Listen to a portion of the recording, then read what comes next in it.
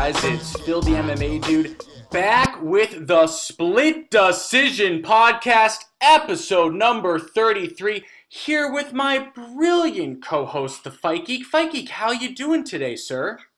Doing excellent, Phil. Happy to be back talking fights with you. Awesome. Well, we've got a lot on our plate tonight, folks. Here's a quick recap. We're going to do a UFC Newark recap. After that, we're moving on to the UFC Uruguay Preview. Then my favorite section, listener questions, and more. And before I hop into all of that, Fight Geek, let me start off with a question for you. This is a listener question. It was just too good to pass up. This is from Pretty Fly for a Wi-Fi. That's at John17232392. And he said, was Colby Covington really that good this weekend, or did Robbie just make him look better than he was with a terrible performance? Go. Wow, that's a tough question. Personally, I think the answer lies somewhere in the middle, but with that being said, I think Colby looked absolutely amazing. He instituted a game plan that made Robbie try to defend his takedowns, which I think in turn made Robbie's arms fill up with a bunch of lactic acid and made him a little unable to put together much offense later, which we saw a lot of people were saying that they thought Robbie was being hesitant or wasn't going for it, but I think that his arms were just so shot from defending almost 20 takedowns that he wasn't able to ever really find his groove. That being said, Colby kept the pace on him, 500-plus strike attempts. Whether those are pitter-patter punches or not, that's an incredible pace. He executed a perfect game plan versus Robbie Lawler. Robbie did not look great, but I think that was because of how good Colby looked. How about you? Yeah, absolutely. I definitely agree with most of that. Let me quickly read off some numbers to you, and then I've got a follow-up question. So Covington attempted 533 total strikes. That set a new single-fight UFC record. He attempted 510 significant strikes. That set another new single-fight UFC record. Covington has landed a total of 58 takedowns combined in his 11 UFC appearances. That is the most among active fighters in the welterweight class. Really impressive numbers there. And as we know, Colby's a very divisive and polarizing figure in terms of how he handles himself, carries himself, but he says that it sells. Here are some more numbers for you. The ratings in viewers for the event were the lowest of the 5 UFC on ESPN fight cards to date. The gate for the event, $687,000, 778, was the lowest of the 8 UFC fight cards that have been staged in the arena that houses the New Jersey Devils in history. So clearly there does seem to be a lack of interest in terms of people tuning in and attending Colby's fights, and then I don't know if you could blame the UFC Newark's poor showing on Colby alone, can you? I mean, that wasn't a star-studded card. It's not like they had a bunch of, other names to help support that card. So that's kind of a tough one for me right there, because if you would have put Diaz versus Pettis as the co-main with Colby and Robbie, how would have that done? I mean, sure, Robbie's a former champion of the division with title defenses. Who's on a 3-fight losing streak. Okay, sure. I guess here's my question for you, because I didn't really put it in question form. Colby Covington has a very specific and very controversial shtick. I don't need to go into the details of it, but he believes that it is selling him. It sells fights. People will tune in either to watch him win or to watch him lose. And I just want to know, in your opinion, Fight Geek, does his entire character help him, hurt him, or do nothing for him in terms of, has it gotten him to the belt faster? Has it taken longer because of his shtick? What do you think? Yeah, I'm not really into shticks personally, but I don't think he's doing himself any favors. What I care about with Colby Covington is that this weekend he proved that he's a bad dude. Mm-hmm. He can go in there and throw 540 strikes and try and take you down 20 times in 25 minutes. There's not many men on planet Earth who can do that. So again, you may hate Colby, you may love Colby. I personally don't think that based on the numbers and the statistics you just rattled off, his shtick is working. I feel within the MMA community, the people who follow this very regularly, he's a lightning rod for topics, but I'm not sure that he's translating much outside of, the small MMA world of, hardcore MMA fans. I mean, the casual Conor McGregor fans don't know who Colby is, Yeah. in my opinion. Yeah, no, absolutely. I tend to agree with you. First of all, I think that his performance was amazing. I think it was definitely the best performance of his career. People were saying after the fight, oh, Robbie Lawler's over the hill, Robbie Lawler's old. No one was saying that about Robbie Lawler until this fight happened. No one. And I think there's something to be said about Robbie is aging, and Robbie has a lot of miles. But no one said that before this fight. I mean, that's true. I picked him to win. The one thing Colby has shown to do, which a lot of fighters aren't capable of doing, is implementing what he's good at and doing it perfectly, which is what he did against Robbie Lawler. Colby doesn't have a lot of punching power, and he may not be likable, but he knows what he wants to do when he gets in there, and nobody's been able to stop him pretty much to this point. So it's certainly impressive in my opinion, and I think the Usman versus him fight, it may not be the most visually pleasing fight. I love that fight. These guys are mirror images of each other in their primes, both elite at what they do. I can't wait to see who comes out on top on that one. Yeah, absolutely. While the trash talk between the two of them on air left something to be desired. Like I said, I'm not into personas and the trash talk. The fighting will be excellent between those two, and that's what I'm sure about. Yeah, did you see the trash talk between the two of them? Yes, it's not noteworthy. Let's just put it that way. Exactly. And really quickly, and I do just have to talk about this because it's part of what Colby brings, and, it would be crazy not to mention this. It's part of the news.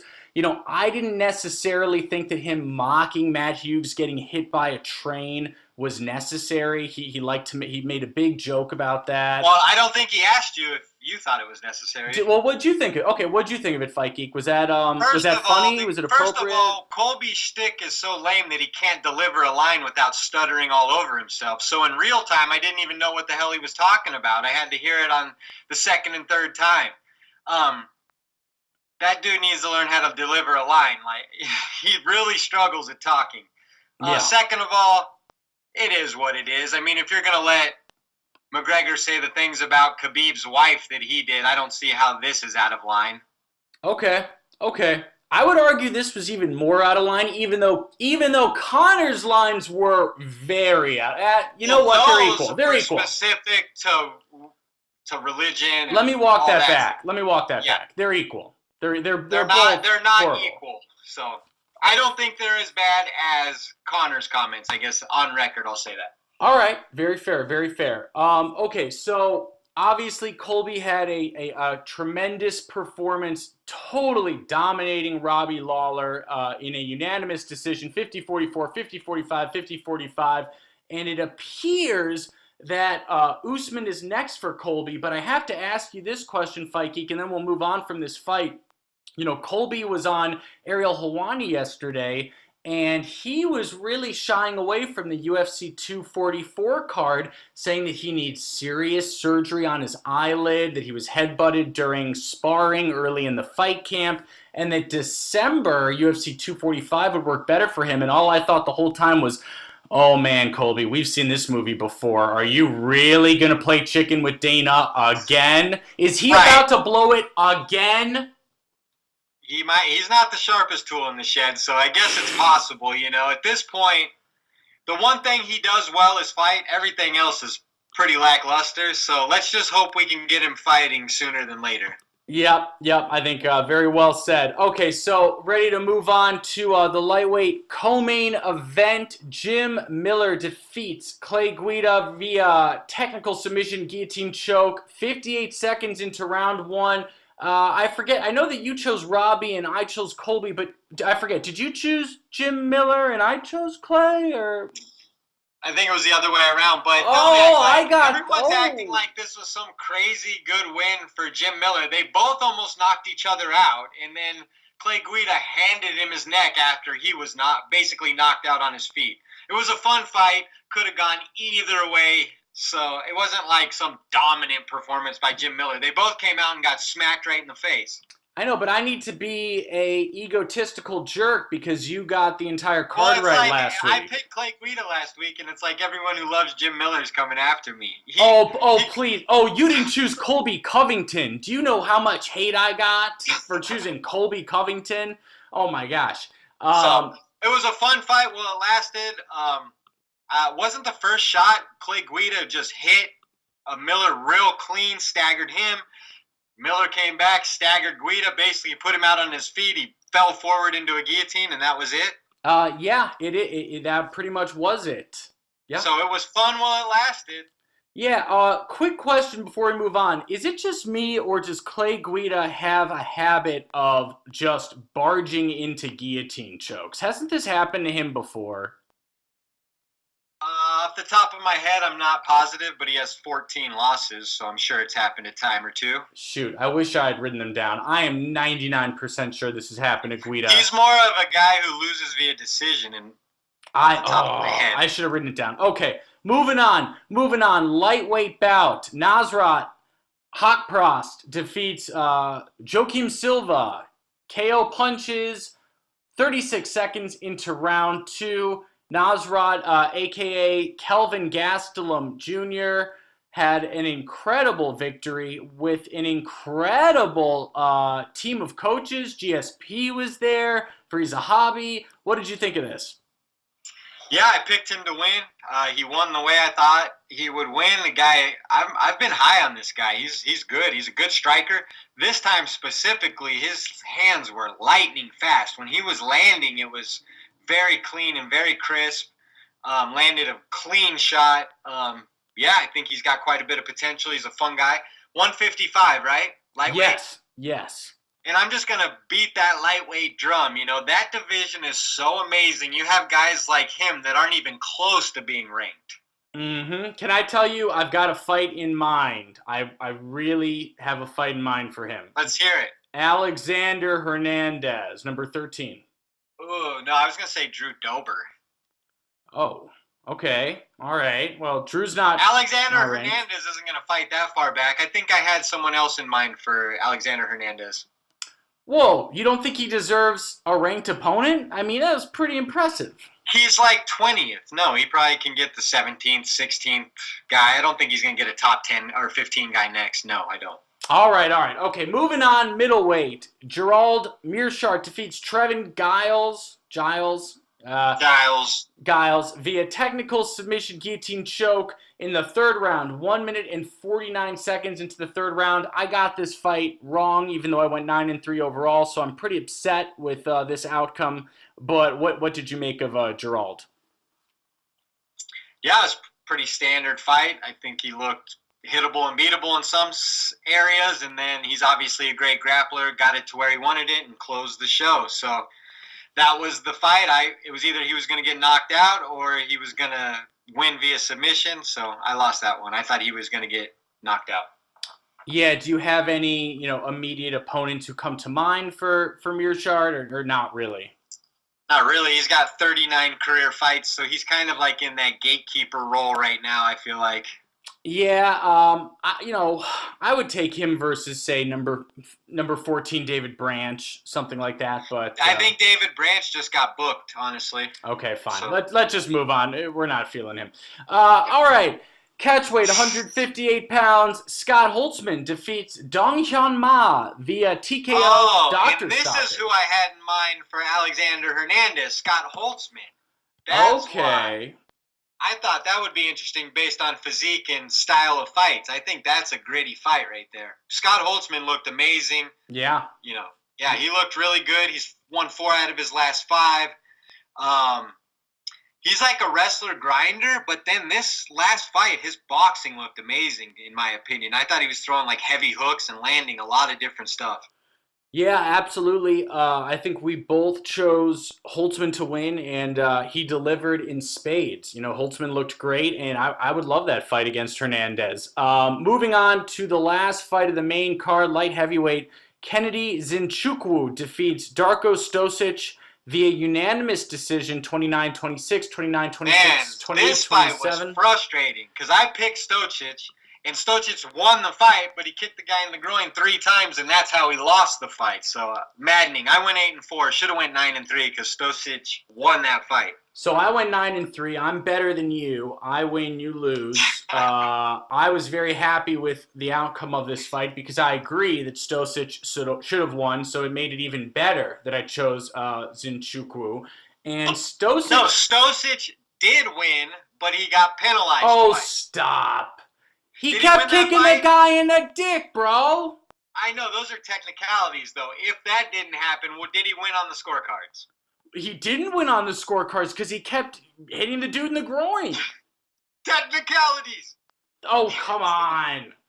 Anyways, that was just frustrating to watch. And the third one, God, it looked painful. Kennedy was crawling back to his corner. I was almost positive they were going to call it. Yeah, Kennedy should definitely not fight a ranked opponent soon, and that's a big insult because it's light heavyweight, but I'm throwing the shade. Let's move on to the prelims. Mickey Gall at welterweight defeats Salim Touari via unanimous decision. Your favorite fighter, what'd you think? That's sarcastic, of course, guys. Did you see the improvements in Mickey's game? Everybody else did. Did you really think he looked that great? He won 2 rounds to 1 on every card. No, he looked gassed, dead tired after 4 minutes. Okay, I wasn't sure if you were being sarcastic. I was about to get mad. I was being sarcastic. I still think Mickey Gall has a fair amount of potential, but I like to poke fun because you're not a big fan.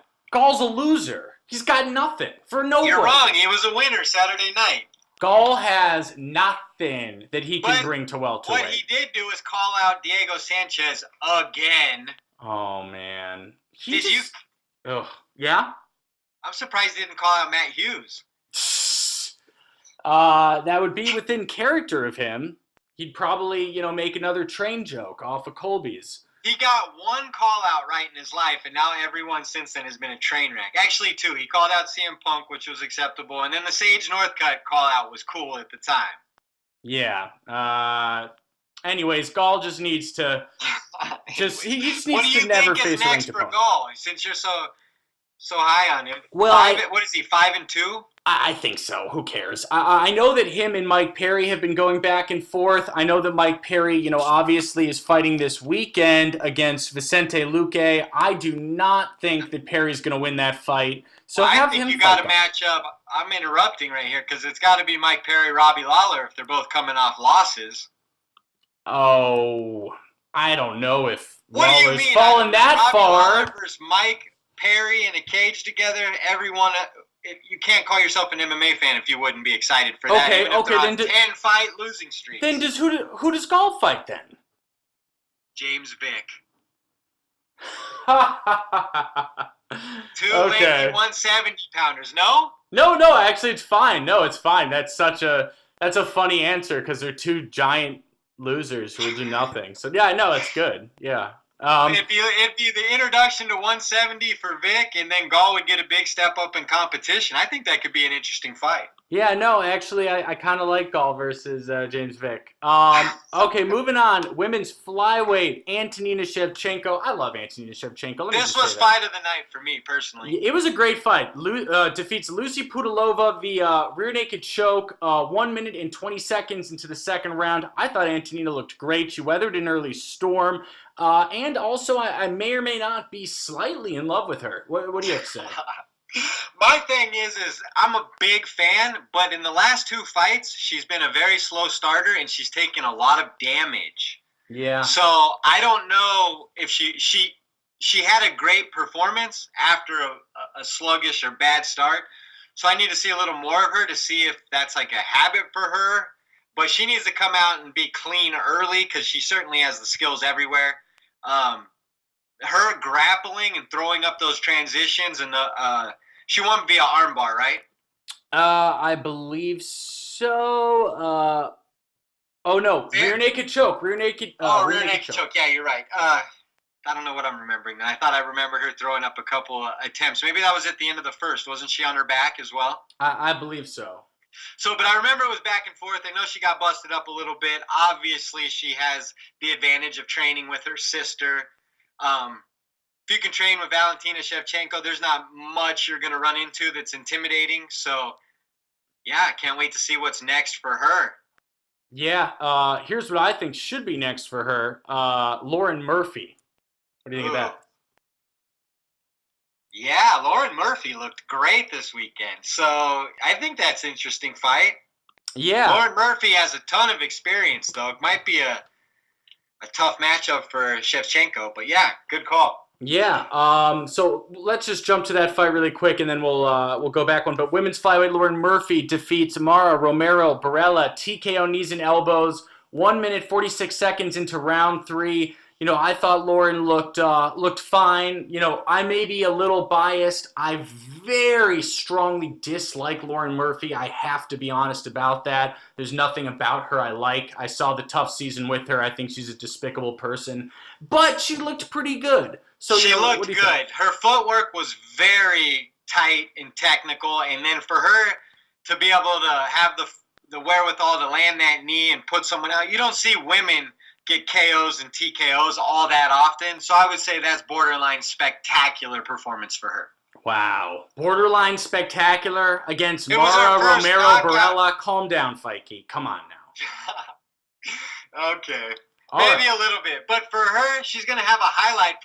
Now she definitely deserves a fight. She's number 10, right?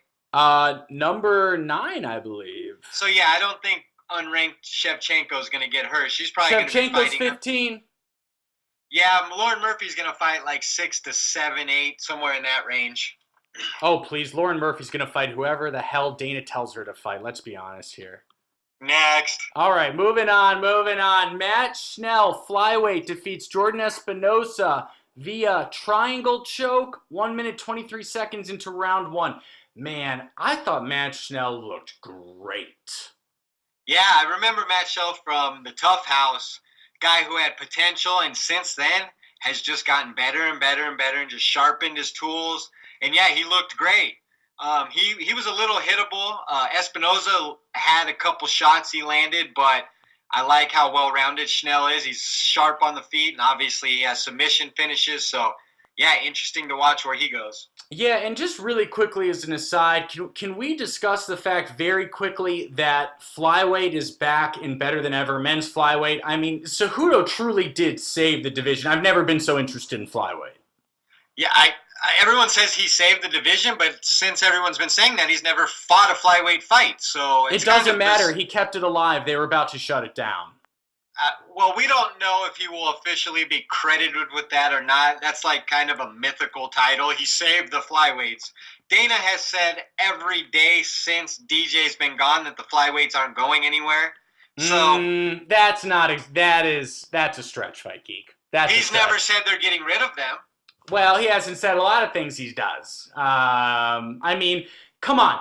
If TJ would have won that Cejudo fight, we all know flyweight would be gone. That's what TJ even said. He said, Dana brought me here to get rid of this loser division. Selling a fight. But I get what you're saying. Yeah, who knows? Yeah. Okay, so anyways, moving on. But I don't like to give Henry that much credit, personally. Okay, fine. Fair enough. You don't like the king of cringe. I get it. All right. Okay. Triple C, baby. Triple C. Okay. Claudio Silva defeats Cole Williams via rear naked choke, 2 minutes and 35 seconds into round 1. What did you think of this performance? I hate to admit this on air, but I got my time zones mixed up and I missed the first 2 fights. It started at 9 o'clock where I'm at. That's fine. I wish I could say you missed a lot. Sorry, guys. You're not getting any breakdown on the first 2 fights. But I did pick Granger, and I said last episode that she was going to win 100%, and she won. You remember that? Yeah, that is true. I still finished 9-3, and you finished 10-4. Some other loser record. I finished 8-4, but I got the Stoichkos fight right in real life, and you guys. Oh, please. You're not allowed to kick So someone in the dick a bunch I'm of times. 9-3, and you're 8-4, minus a couple groin Oh strikes. my gosh! Wow, do you guys hear the excuses being made? This is just sad stuff. Well, the best. Well, also when you put my 8-4 on top of my 12-0, I'm 20-4 the last 2 weeks. What's your record? Hannah Goldie was going to win that fight had she punched more and controlled the octagon and just been a better fighter. So that's fair enough. Let's get into all UFC. right. I want to hear you pronounce it. UFC Uruguay, right? Not according to Luke Thomas, but. Oh, wait a second. How the heck do you know what Luke Thomas says? Is he recording from a sewer? Sewer? No, he's got the new Showtime show. We're not going to plug it, but. Yeah, let's definitely not. And how does he pronounce it? I couldn't even get there. So if you want to know, check it out. We've spent exactly 10 seconds too much talking about fat ass Luke Thomas. Moving on. Uruguay picks Shevchenko versus Carmouche 2. Liz Carmouche won the first fight via doctor stoppage. I was tempted to pick. No, I'm kidding. I wasn't tempted to pick Carmouche at all. That's a joke. I was just completely kidding and lying there. Shevchenko will kill her. I have a TKO in the second round. Interesting. Yeah, I see Carmouche having enough physicality, athleticism, and experience to last a bit. But I'm going to take Valentina Shevchenko by 4th round submission. Ooh, 4th round. Okay. All right. Yeah, I think she's going to have to wear Carmouche down a little bit, get her tired. Carmouche is going to be real strong early. She's very strong. So I see a late stoppage. Okay. Moving on. Vicente Luque versus Platinum Mike Perry. Who you got? I love this fight. This is going to be very entertaining. It's a fight of the night, let's be honest. I want Mike Perry to win because I want Mike Perry to keep climbing the ranks, but I think Vicente Luque is too technical for Mike Perry. I think you saw with guys like Alan Jouban, Donald Cerrone, technical strikers give Mike Perry a lot of problems.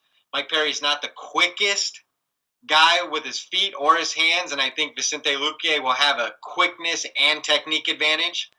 So with that being said, I don't think Mike Perry's getting finished. He's very tough. So I'm taking Vicente Luque by split decision. Ooh, okay. I have got Vicente Luque winning via TKO, ready in the 3rd round. That would be interesting, but I think based on that, we see it going kind of similar, huh? Yeah. Okay, all right, moving on. Featherweight. Luis Garagori versus Umberto Bandone. This one I spent a lot. Yeah, do you have any? Yeah, you spent a lot of time breaking this one down. A lot of time, just as much time as I did learning how to pronounce the names correctly. So I have the underdog, Bandone, winning by split decision. What about you? I have Garagori winning this fight. Via? Man, it's so tough. I've never seen either of these guys fight live in my life. So you're not supposed to say that. I know. I want a disclaimer if I get it wrong. So let's just say Garagori by 2nd round knockout. Okay. All right. Moving on, and I don't know why this is the 4th fight down. Volkan No Time Ozdemir versus Ilir Latifi at light heavyweight. Go ahead. You first. Another fight I like. This is going to be an interesting fight. Again, it should probably be the co-main. Yeah, I have no idea. Mike Perry should be the 3rd fight down. Yep. I have no idea where Tisha Torres or Gilbert Burns are on the card, but they should probably both be on the main card as well. Other than that, I'm taking Volkan Ozdemir in this matchup. Tough fight to call. I've seen Latifi give a lot of guys trouble. Both of them are coming off losses. Volkan's on a 3-fight skid, but I'm taking him to bounce back here. and I'm going to take a sloppy split decision victory, 2-1, Volkan Oezdemir. Wow. Okay, that's interesting. Only because I feel like Volkan's style is so unfriendly to decision victories. But I see Volkan winning as well with a third round TKO stoppage. Yeah, I think with Volkan, obviously, he's knows what he has to improve on. What his weaknesses are very glaring.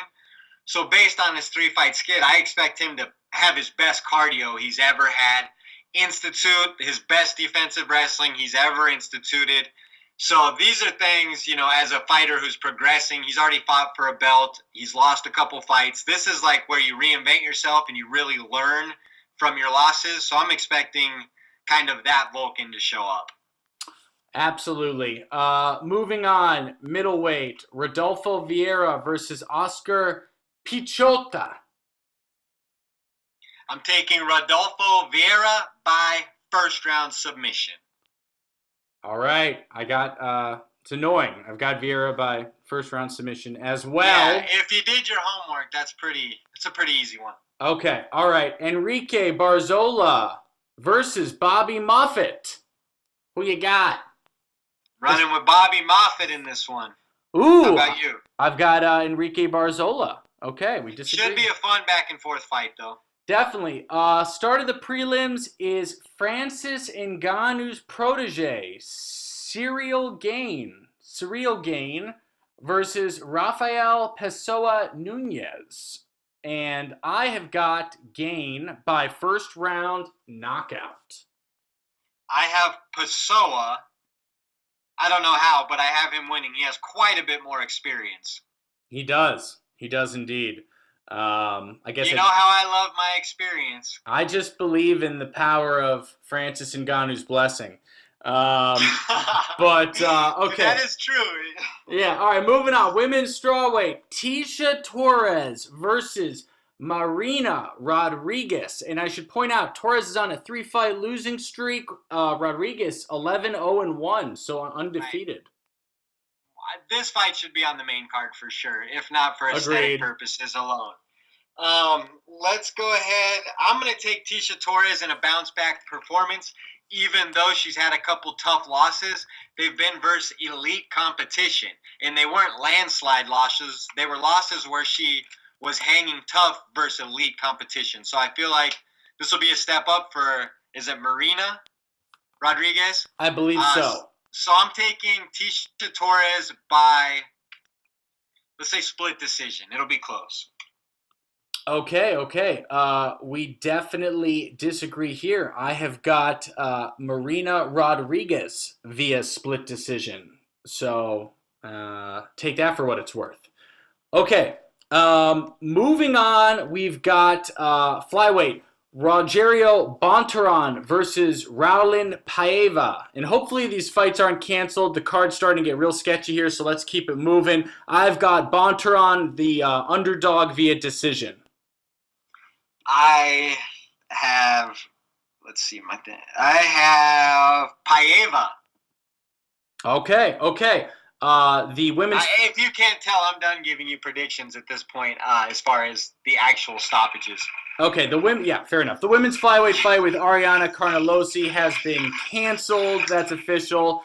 Bantamweight Geraldo de Freitas versus Chris Gutierrez, I believe, is still on. You have to go to 5 different sites just to figure it out. But de Freitas is on a 7-fight win streak, so give me him via unanimous decision. Same. Okay, Alexei Kunchenko versus Gilbert Burns. Who you got? Kunchenko 20-0, Burns 15-3. I like this fight. Should be very interesting. I'm taking Gilbert Burns, however. Gilbert Burns is a guy who kind of struggled with his gas tank early, but he's a guy who can submit you and knock you out. Very talented guy. I think he's coming into his own. I'm taking Gilbert Burns here. I don't know exactly how, but let's say second round TKO. I also am taking Burns by 3-round decision. All right. If we there's other fights on the card, but it's too messy and it's 50 different websites all lying to me. So that's all we're covering on this card, folks. I think those are all the fights. I hope they are. We're gonna take a quick break and then back with listener questions. Hey guys, it's Phil the MMA Dude letting you know that this episode of the Split Decision Podcast is brought to you by TotalAggressionClothing.com. Visit www.TotalAggressionClothing.com and use the promo code 46210 to receive a special Split Podcast discount on all Total Aggression hats, shirts, hoodies, and more. Again, that's www.TotalAggressionClothing.com with promo code 46210.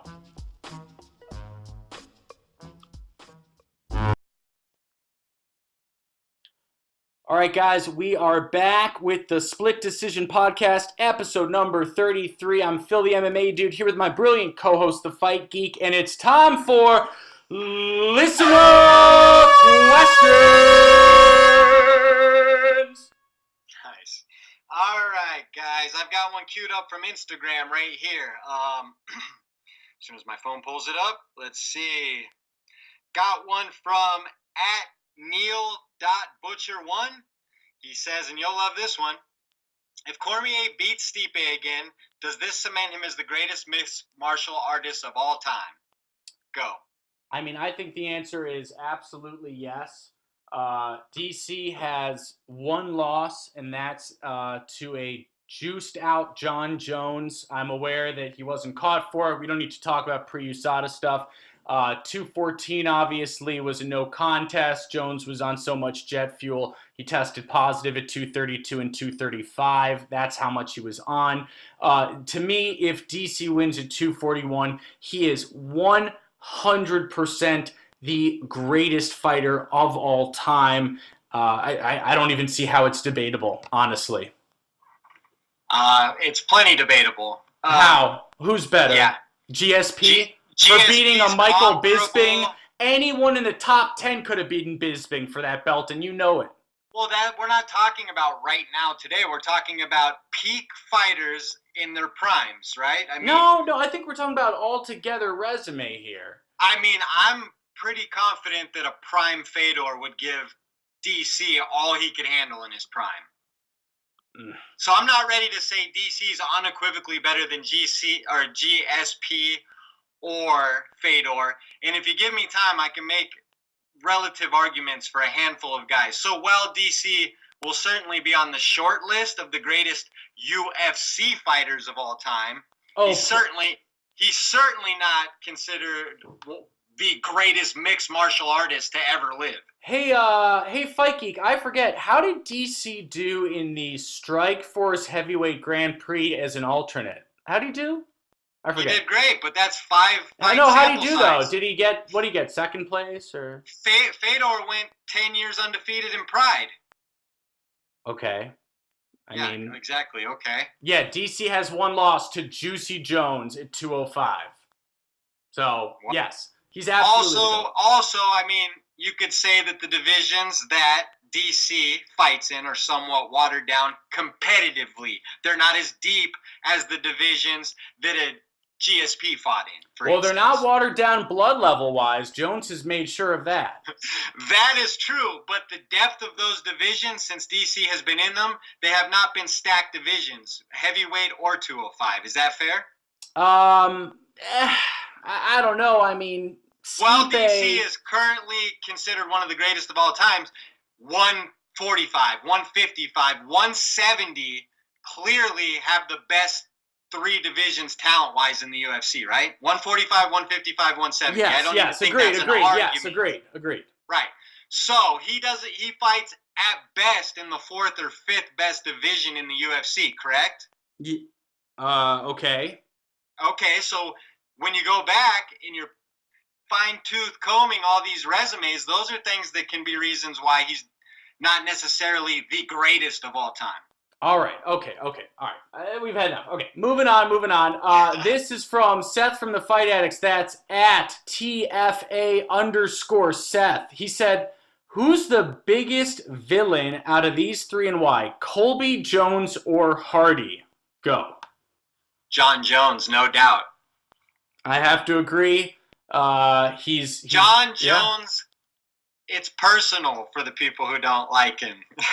Well, I'm sitting next to one. He's a constant cheater, but then he also likes to not fake only it and that, play but nice John guy. Jones has continually been given chances and proven that he doesn't use his better judgment.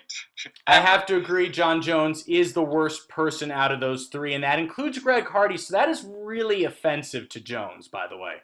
But Jones is definitely a worse person than Greg Hardy, for sure. We're not talking about worst person. We're talking about villain is his Oh, term. I'm sorry. I'm saying worst person as well. My bad. Okay, so moving on. This is from Sparks F1. He said the betting market on this week's main event has Liz Carmouche as an 8-1 dog. Am I completely nuts to consider it value? I thought that was a good question. What do you think? I think it's value. She has a win over Valentina, but if you do your research, you realize that first fight was pretty, kind of unofficial, more or less, I guess you'd say. Wasn't what we're going to see this time. So it's not like you can take that she lost to Carmouche as any kind of, insight as to how this fight will go, but of course it's value, right? I don't know. Yeah, I guess. You sound kind of condescending. If you do your research, well, Phil, if you did your research here, well, if you look this up, it's kind of condescending. That's okay, Fikey. But overall, I actually agree with you. No, I think you're right. I have to say, I think you're right. Do I think it's value? I mean, yeah, it's value up front, but the truth is, don't make that bet. Don't make that bet, okay? Just don't do it, Paul. Don't make that bet. Buy yourself dinner and some brew for the fights. Exactly. Okay, this is from Jokers LL. That's at Jokers LL. How many times a night do you think Adesanya dreams about Whitaker? Well, are we talking about normal dreams or wet dreams? Because that would change the answer there. But how would it change the answer? Well, I think that if it's dreams, it's 7 times a night. Wet dreams, probably only 5 because, he's got to recharge. He's a young man, but still has to recharge the tank. Sorry, Mom. And our moms listen to this. I apologize. Well, your mom anyways, but let's see. Yeah, I don't even know how to answer that. Too much. I don't understand half of what is coming out of Israel's mouth most of the time. I wish the guy could be so marketable, but I think every time he talks, he actually gets a little less marketable, honestly. Yeah, I totally agree. I feel like he thinks he's like one of those guys who, when he talks, it feels like he's saying what he thinks everyone else thinks is cool, but it's really not. I don't know. That's just my take. Yeah, no, it's super awkward, too, because it's like Israel was this, nice guy, and now he's trying to be a villain, and it doesn't work at all. He certainly does not seem authentic with the way he's dealing with Robert Whitaker, which I don't think helps him. I think to revere the champion and to unseat the champion is how people really grow to love you, not by disrespecting a classic, respectful champion. I don't know. It makes no sense to me, honestly. Yeah, absolutely. I'd love to talk more about this, but I have an even more important question from Jokers LL. This is his second one, and this one really needs attention. It says, who would win in a street fight between El Kukui and Freddy Krueger if the fight was taking place in a nightmare inside of Diego Sanchez's head? Well, I think I already answered this, but I think I'd take El Kukui via Darce choke. Duh. I mean, he's the boogeyman. Are you kidding me?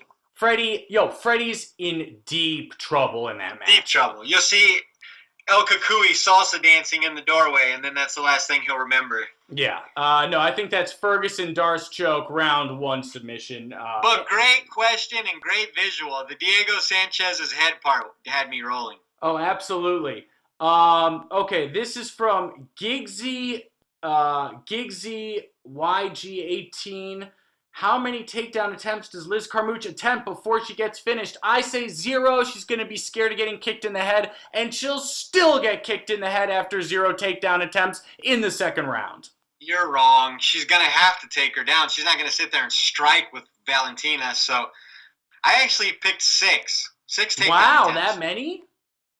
Yeah, I think she's going to try and take Valentina down a couple times. She's going to get shucked off. She's going to get turned away. She may get her down in the final scramble where I pick Valentina choking her out. So you never know. Okay, all right, okay. Moving on to a question from Ari Abraham. That's at Allergic to Bitch. He asked a question about weight cuts and what happens if you miss a weight cut, and recommended that you lose a point at the start of a fight for missing weight. What do you think of that idea? I don't like that idea personally, but why not? I like when people come to the floor with ideas. So I think it's cool to offer it up, but I just don't like the idea of messing with the scoring before the competition actually starts. But isn't the competition now unfair if someone comes in weighing a lot more than someone else?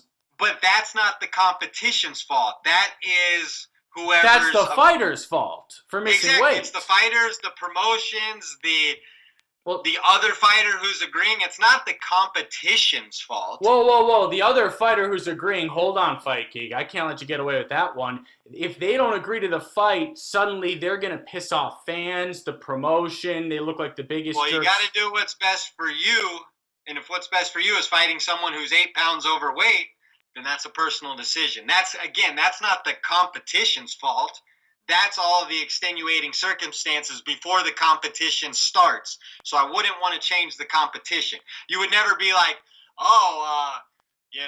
Tyreek Hill has been having some drama in his personal life, so we're going to give the Patriots a 7-point lead when the game starts. It's like, it just makes no sense to me. Okay. I definitely respectfully disagree. I think that's a great idea. I think it should absolutely take a point away if you miss weight. There needs to be some serious punishment for it. Right now, especially if it's not, a number one contender fight or a title fight, it almost seems like there's a lot of incentive to miss weight. Why not, right? Pay him 20% and have a huge advantage. So yeah, I agree completely. Take a point away. Cool. All right, I got one queued up here from Jim Asoon. Show regular at Jim_Asoon. He says, regardless of weight class, if you could make one dream MMA fight, who would it be? Go ahead. Is this past, present, and future, or right now? I took it as both. I wrote down 2 answers. It was such a great question, Jim. So, first of all, I said Rumble versus Ngannou at heavyweight. I want it. Second of all, Whitaker versus GSP after UFC 217. I would have loved that fight. Me, it's got to be Gaethje versus McGregor. That fight, that would be everything for me. There's so much intrigue in that fight. The styles, the fact that Gaethje has murderous leg kicks and take a pounding. The fact that we've seen that Conor doesn't like deep water and Gaethje loves deep water. That one has always really intrigued me. That being said, Tony versus Khabib will intrigue me till the day I die if I don't get to see it. Oh, I mean, that goes without saying. Look, if they don't, I've already said this. If Khabib beats Dustin and they don't make Khabib versus Tony for 245, I riot. And I'm flying to Vegas, and I'm finding Dana, and I'm going to shout at him with a cell phone camera while I cowardly do nothing. Yeah, for sure. We got to see that one. So I got another one queued up here from Eduardo at Landa Crew. He says, with Cyborg gone and Amanda waiting to defend her 145-pound belt next, do you think it makes sense for her to fight GDR, Jermaine Durandamy, at 145 instead of 135? What do you think? Yeah, why not? Why not? I think that Amanda is in full control of that fight at either weight. Why not make it a featherweight title defense, I say. Yeah, sure. Go ahead and do it. I say no. First of all, the UFC is not going to give Jermaine Durandamy a 145 title shot after she vacated the title. 2. Oh, yeah, because she has a really good chance. Well, no, it's just they're not going to give her that fight. She doesn't deserve that fight. She had that belt and she handed it away. So she deserves another belt? She already handed one away. She doesn't Well, deserve she's any belt. earning the 135-pound belt now. I'm saying she's not going to 145. She's made it very clear that she's a 135-pounder, and now she's putting together a resume at 135 that would warrant a title shot there. It would make no sense to yank her out, give her a title shot in the division she almost ruined when she's already been building good merit in the 135-pound division, and she's a fight away from a title shot there. So I say no. I think they should fight at 135, and who cares about 145 at this point? Does anybody? I mean, here's my honest opinion. The only thing that JDR deserves is to be the most despised women's fighter of all time. That's not true. After her cheap shot, cheating victory over Holly Holm, where she hit late after the bell multiple times. Then she drops the belt to Cyborg because she's frightened. I mean, what a disgrace she is. All right, let's keep it moving. I'm just keeping it real. Well, you're keeping it real opinionated. What else is new? All right, you got one or you want me to go? Yeah, I got one from John Callaghan, at John_Callaghan, says, I've never seen anyone spar like Colby fights. Is this up and down pressure game a thing now, or is it just him? Now, I actually do think we've seen similar game plans. You know, I thought that was like a hybrid Frankie Edgar, Nick Diaz game plan, you know, where it was a cardio game plan with a lot of the takedown attempts.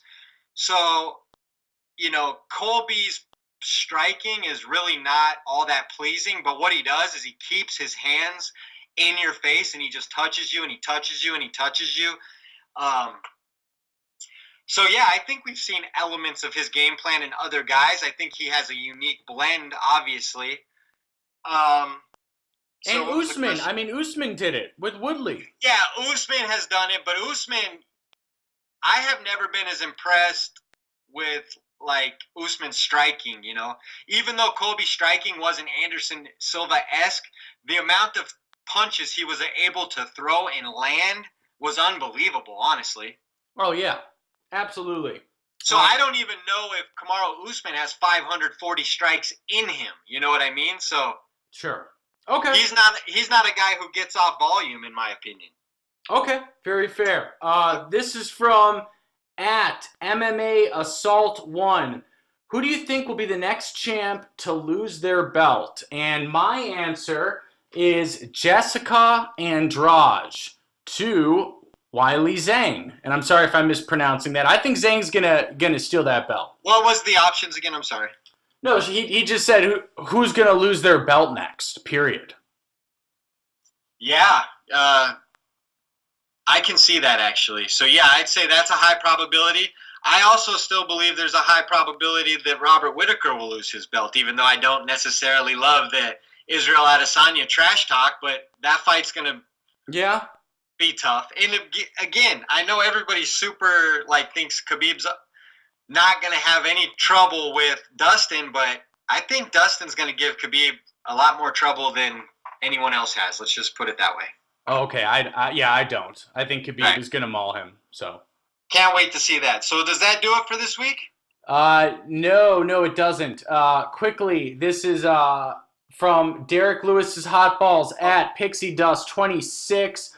What do you think will happen with the women's 145-pound division now that Cyborg's moving on? We sort of answered this. I think this is what I honestly think you should do. Okay, if you don't do GDR, then do Felicia Spencer versus Megan Anderson 2, and then have the winner fight Nunez for the belt. What? Nunez? Or just make Kat Zingano go up to 145 and fight Felicia Spencer for a number one contender match there. Fine. I mean, honestly, fine. I'm okay with that as well. Anything but Megan Anderson, Felicia Spencer 2. Goodness, we don't need to see that again. Okay. All right. I got one queued up from Quinn. At Orthodox Quinn, 1993, he says, who do you guys think has the best chance of possibly dethroning Valentina? Yeah, that's a great question. Father Time? I don't know. Who? Father Time? Yeah, I was going to say no one. Yeah, I mean, the next bout I see her losing will be when she goes back up and fights Amanda. Can Amanda make 125? Probably not. right? No. Valentina will probably run off like 4 or 5 straight versus girls who can't even compete with her. Yeah. And then she's going to have to go back to 135 for a super fight. Maybe even Nunes' last fight of her career. Who knows? Yeah. In terms of who's beating Valentina at 125, Quinn, the answer is, absolutely no one. Definitely no one. Yeah. Okay. All right, I got one right here from Mr. B, and I think this might be our last one. It's yeah, it's not, but go ahead. He says, ready for his PFL question. He says, oh gosh, who do you guys believe? No, he said, who do we believe will be the next opponent for John Jones? Sorry. Yes, I love that question, and I think that I agree with Ariel Helwani and Chael Sonnen when they've said that it appears that the UFC is really waiting for UFC 241 to happen. This is all I have to say. I remember after 239 when Jones said to the cameras, "What's next for me appears to be me moving up to heavyweight to fight the DC Stipe 2 winner at heavyweight." You can't do an episode without mentioning So look, no. What do you mean? I'm answering the question. So hopefully the next fight is the DC Stipe 2 winner at heavyweight.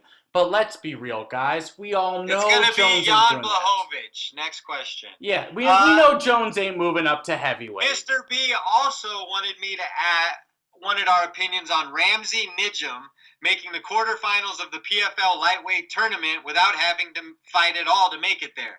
I touched on this maybe 10 podcasts ago or so.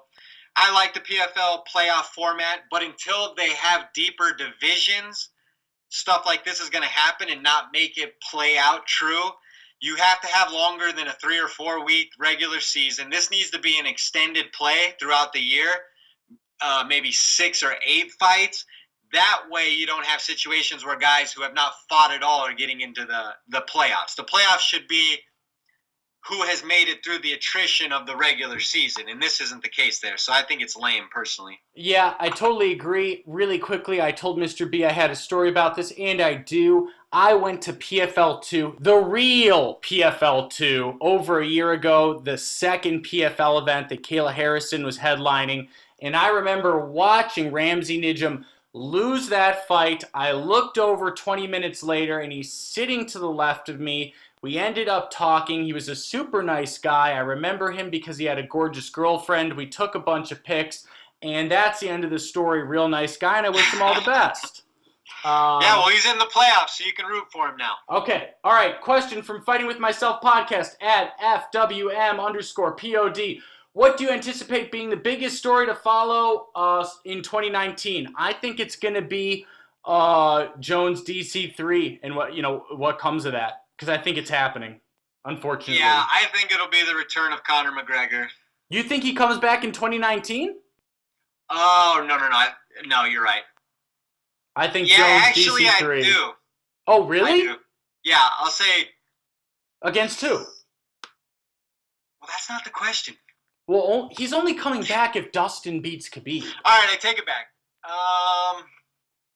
Wow, I made him walk it back, guys.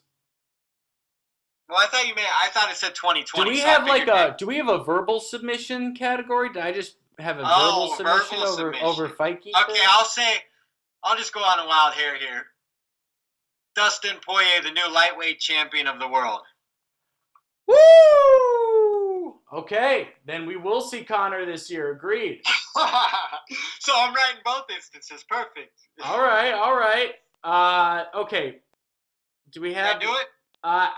Man, I'm trying to hurry. I think that does it. Real quick, last one. This is Nathan at N_Web1212. What fight makes the most sense for Robbie next? Go. Mike Perry. Yeah, I like it. Yeah, Mike Perry's the man. I got to see Robbie Lawler and Mike Perry before Lawler hangs it up. Oh, that's a guy that. Yeah. What? Go. Sorry, I'm just trying to read them all. We're getting too many questions now. It's good. At MMA by Milliken. Jim Miller hit a stunning sub on a very tough Guida. Who should he fight next? Go. Ooh. Jim Miller versus... Dang, I don't even know the the loser of... No, not that fight. That's tough. That division is so stacked. Let's say it's got to be an older guy. Who's 15 in that division? Is this man, come on. Let's say Charles the Bronx Oliveira, but I think they've already fought maybe. Yeah, I don't know. We got to keep moving. Let's go Charles Oliveira. Okay, did we answer Smokey J's question with some previously cut flyweights announcing they've been booked to return to the UFC? What direction will the flyweight division take in 2020? Did we answer that? We did not, but I think we kind of just vaguely touched on it. Obviously, the flyweights are back in style. They're soaring. They're doing great, Smokey J. They're doing great. So, which they've always been super entertaining. This batch that we have now is even more entertaining than we've ever had. So, long live flyweights, in my opinion.